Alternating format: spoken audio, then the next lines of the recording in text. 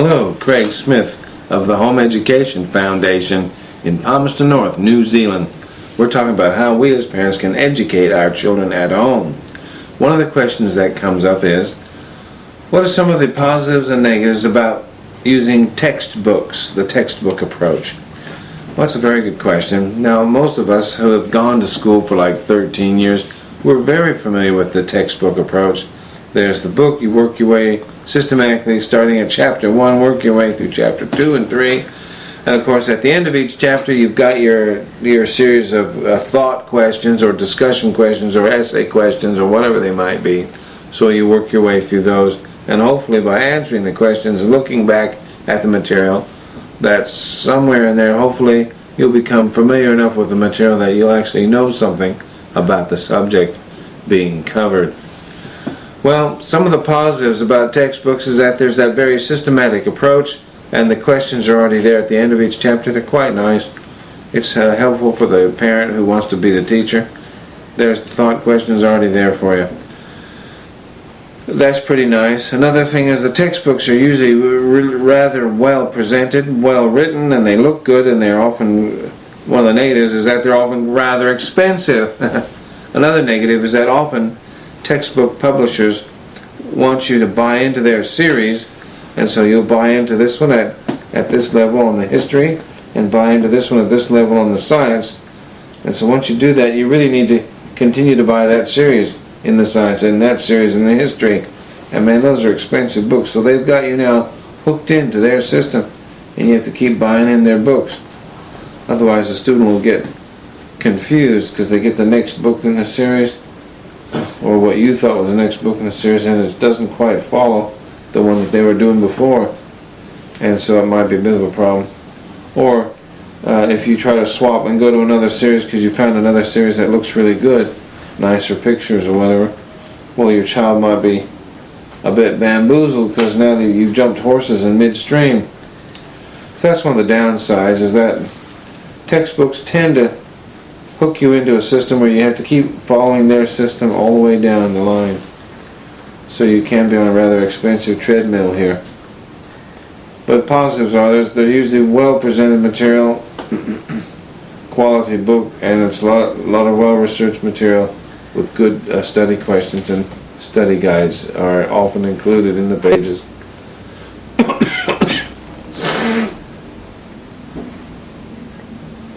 I would always say, of course, that if you've got your Bible in one hand and your library card in the other hand, you probably have enough already for all the textbooks and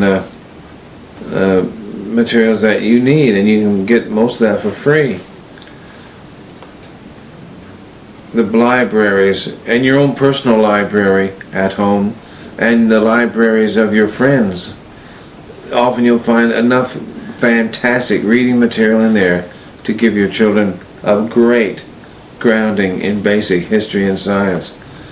Collect biographies. They're the best when it comes to learning history, and they're always so interesting because they're true stories and they're about real people, and often they're real people just like you or me, and you read about their lives and you think, my goodness, we're not so different from that. If they can do it, we can do it. Or look at that. So yeah, biographies are great, and or what we would often call living books out of the library. They're books in the library there written on all different topics, and they're written by people who love their topic, and they've written in such a way that they want you, the reader, to fall in love with their topic as well. And generally speaking, these kinds of books, living books, are far more interesting than textbooks. Textbooks tend to be somewhat boring. They're written for a politically mandated market. A state school classroom, for example, of the state of Texas or California, and so they'll have a certain political spin on it. And so consequently, they may not always be as terribly accurate as you would like them to be, and they're certainly not what you'd call neutral, not anything like it. They have their own political spin on it. So textbooks tend to be a little bit on the boring side. Whereas you go to the library or your own home library, you pick up what we call living books, where it's written by people who love the topic, and they're writing in such a way that they want the reader, whoever that person might be, they want the reader to fall in love with this topic as well. And so these are far more interesting to read, and you can just really get so much more out of it.